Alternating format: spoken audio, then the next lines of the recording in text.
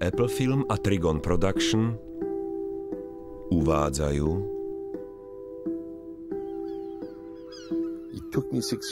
Trvalo mi 6 rokov, kým som presvedčil plukovníka Kuklinského, aby urobil tento film. Odmietal ma s tým, že súdiť ho bude história a on nechce urobiť nič, čo by mohlo ovplyvniť jej rozsudok.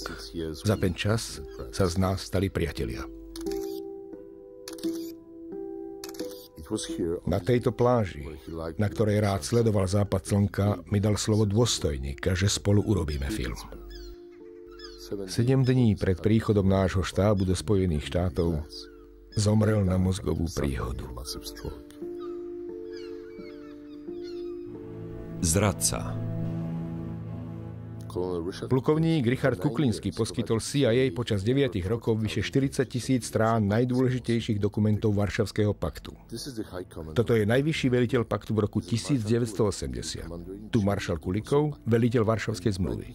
A hneď za ním Richard Kuklinský. Špión.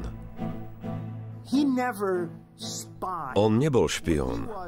V prvom rade bol vlastenec, ktorý sa v pravom momente rozhodol urobiť to, čo bolo nevyhnutné. Plány. Plán Ruska počítal s nárazníkovým pásmom. Nukleárny konflikt by sa udial na území východného Nemecka, Poľska, Československa. Všetci by zahynuli. Čestne môžem vyhlásiť, že Rusi sa chystali obetovať svojich spojencov. Vojnové hry.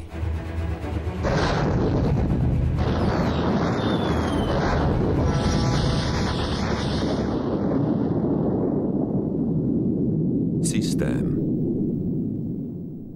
Sovietský systém je tak desivý. Vie ľudí donútiť k čomukoľvek. Útek. V roku 1981 sa v poslednej chvíli pred odhalením podarilo plukovníkovi Kuklinskému, jeho žene a 2 synom utiecť z Poľska spôsobom, ktorý sa dodnes neobjasnil. Odvtedy celých 22 rokov žil v utajení, pod ochranou CIA, s cudzím menom, často meniac svoju adresu. Synovia. Napriek všetkým opatreniam v roku 1994 po rozpade Sovietskeho zväzu a zániku Varšavského paktu obaja jeho synovia zomreli v rozmedzí 6 mesiacov. Najprv Bogdan, potom Valdemar. Manželka.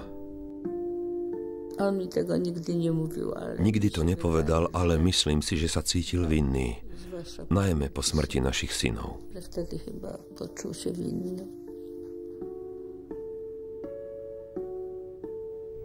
Priatelia. Sme mu tak nesmierne vďační, že je nezmyselné, aby bol on vďačný za niečo nám. Jeden muž spravil toľko pre svet. To stačí. Hrdina.